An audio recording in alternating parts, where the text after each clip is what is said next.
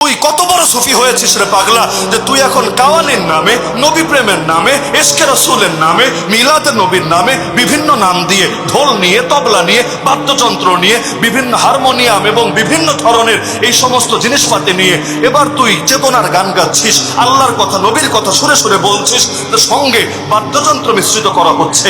অথচ আমার নবী দুনিয়াতে এসেছেন বাদ্যযন্ত্র ভেঙে গুড়িয়ে দেওয়ার জন্য। তো যেই নবী আসলেন বাদ্যযন্ত্র ভাঙার জন্য, সেই নবীর নাম ব্যবহার করে তুই বাদ্যযন্ত্র বাজাচ্ছিস, এর চাইতে বড় বেয়াদবি কি হতে পারে? সহিহ বুখারীর একটা হাদিস আছে, নবী বলেন আমার 5টা নাম রয়েছে, লি খামসাতু আসমা, আমার নাম রয়েছে স্পেশাল ভাবে 5টা। 1 নম্বর নাম আনা মুহাম্মদ, আমার নাম মুহাম্মদ। 2 নম্বর আনা আহমদ, 3 নম্বর আনাল মাহি, 4 নম্বর আনাল হাশিম। এগুলোর ব্যাখ্যা আমি যাচ্ছি না, যেহেতু লম্বা সময় লাগবে। 5 নম্বর নাম নবী বলছেন ওয়া আনাল আকিব, আকিব আমার নবীর একটা নাম। আকিবের অর্থ কি নবী নিজেই ব্যাখ্যা করেছেন, আই আল্লাযী লা নাবিয়্যা বাদি, অর্থাৎ আমার পরে আর কোন নবী নাই। তো নবীর নামই হলো সর্বশেষ, নবীর নামই হলো আকিব। তো যেই নবীর নামই আকিব, সেই নবীর পর কেউ নিজেকে নবী বলে দাবি করে কিভাবে? এমনকি নবী দাবি করে রাখেন। আমরা তো নবীর সঙ্গে শিরিকের পথ খোলা রাখি না। নবীর সঙ্গে শিরিক মানে কি? নবীর সঙ্গে শিরিক মানে হল আল্লাহর নবী এক শরীয়ত এনে দিয়েছেন, সে নতুন করে আরেক শরীয়ত ইম্পোর্ট করছে, যেগুলোকে আমরা বেদাত বলি আর কি। আল্লাহ নবী একটাকে করে গেলেন হালাল, সে এসে এখন সেটার মধ্যে বিভিন্ন কিছু সংযোজন করে অনেক হারাম মিশিয়ে ফেলছে। অথবা আল্লাহ নবী কোনোটাকে করে গেলেন হারাম, এটাকে সে হালালের রূপ দেওয়ার চেষ্টা করছে। যেমন নবী গান বাজনাকে হালাল করেছেন না হারাম? আরে হালাল করেছেন না হারাম? এখন তুই কত বড় সুফি হয়েছিস রে পাগলা, যে তুই এখন কাওয়ালির নামে, নবী প্রেমের নামে, ইশকে রাসূলের নামে, মিলাদে নবীর নামে বিভিন্ন নাম দিয়ে, ঢোল নিয়ে, তবলা নিয়ে, বাদ্যযন্ত্র নিয়ে, বিভিন্ন হারমোনিয়াম এবং বিভিন্ন ধরনের এই সমস্ত জিনিসপাতি নিয়ে এবার তুই চেতনার গান গাচ্ছিস, আল্লাহর কথা নবীর কথা সুরে সুরে বলছিস, তো সঙ্গে বাদ্যযন্ত্র মিশ্রিত করা হচ্ছে। অথচ আমার নবী দুনিয়াতে এসেছেন বাদ্যযন্ত্র ভেঙে গুড়িয়ে দেওয়ার জন্য।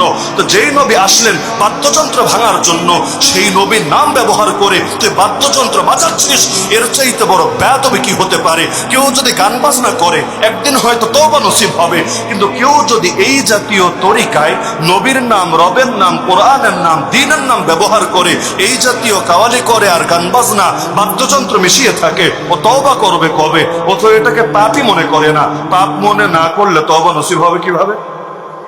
তো এরকম বেদাতের যত দরজা খোলে, এগুলো তো আমরা অ্যাকসেপ্ট করি না। কারণ আল্লাহর নবীর কোন শানের সঙ্গে আমরা অন্য কাউকে শরীক মানতে পারি না। এই খাতমে নবুয়ত হেফাজতের জন্য সাহাবীরা জান পর্যন্ত দিয়ে দিয়েছেন। হাবিব আনসারী রাদিয়াল্লাহু আনহু খাতমে নবুয়তের প্রথম শহীদ। আল্লাহ নবী তাকে বার্তা দিয়ে পাঠিয়েছিলেন মুসাইলিমা কাযযাবের কাছে, তিনি বার্তা নিয়ে দিলেন। কিন্তু মুসাইলিমা চূড়ান্ত অসভ্যতা দেখিয়ে তাকে বলল, এই হাবিব, তুই এটা স্বীকার করিস কি না যে মুহাম্মদ আল্লাহর রাসূল? বলল, হ্যাঁ আমি অবশ্যই স্বীকার করি, মুহাম্মদ সাল্লাল্লাহু আলাইহি ওয়াসাল্লাম আল্লাহর রাসূল। বলল, ভালো কথা, এটাও তো স্বীকার করিস যে আমিও আল্লাহর রাসূল? বলল, নাউযুবিল্লাহ, আমি কিছুতেই স্বীকার করি না যে তুই আল্লাহর রাসূল। ব্যাস শুরু হয়ে গেল জুলুম আর নির্যাতন। একটা একটা করে তার অঙ্গ কাটা হলো, হাত কাটা হলো, আবার জিজ্ঞাসা করা হলো, পা কাটা হলো, আবার জিজ্ঞাসা করা হলো, নাক কাটা হলো, আবার জিজ্ঞাসা করা হলো, কান কাটা হলো, আবার জিজ্ঞাসা করা হলো, জিহ্বা কাটা হলো, আবার জিজ্ঞাসা করা হলো। একটা একটা করে অঙ্গ কেটে আল্লাহর বান্দাকে শহীদ করে দেওয়া হলো।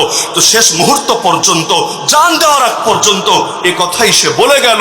এমনকি যখন জিহ্বা কাটা হয়েছে, মুখ দিয়ে কথা বলতে পারছে না, তখন ইশারায় জানিয়ে গেল যে তোর মতো দাজ্জাল আর কাযযাবকে আমি কিছুতেই কিছুতেই নবী এবং রাসূল মানতে রাজি না, যার ফলস্বরূপ তাকে শহীদ করা হলো। এই খবর আল্লাহর নবী মদিনায় আল্লাহ তাকে জানিয়ে দিলেন জিবরিল আমিনার মাধ্যমে, তিনি সাহাবীদের সামনে বয়ান করে দিলেন।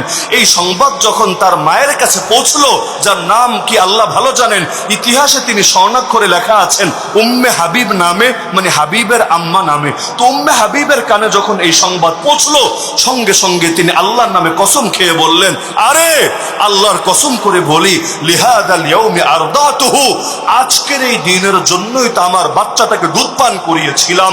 আমার বাচ্চাকে দুধ পান করিয়েছি কোনো বিড়াল বানানোর জন্য না, কোনো কাপুরুষ বানানোর জন্য না। আজকে যে খাতমে নবুয়ত হেফাজতের জন্য আমার সন্তান শহীদ হলো, এজন্যই তো ছোটবেলায় ওর দুধ আমি ওকে খাইয়েছিলাম। সুতরাং আল্লাহ তো আমার দিলের চাহিদাই পূরণ করেছে। তো সেই জামানা থেকে এই জামানা, স্বাধীন বাংলাদেশের বয়স 53 বছর হতে চললো। এখন আন্দোলন করা লাগে যে খাতমে নবুয়ত সংরক্ষণ করো, সংরক্ষণ করার জন্য আইন প্রণয়ন করো। যারা খাতমে নবুয়তের চাদর ধরে টানা হেঁচড়া করে ওদেরকে কাফের বলে ঘোষণা করো।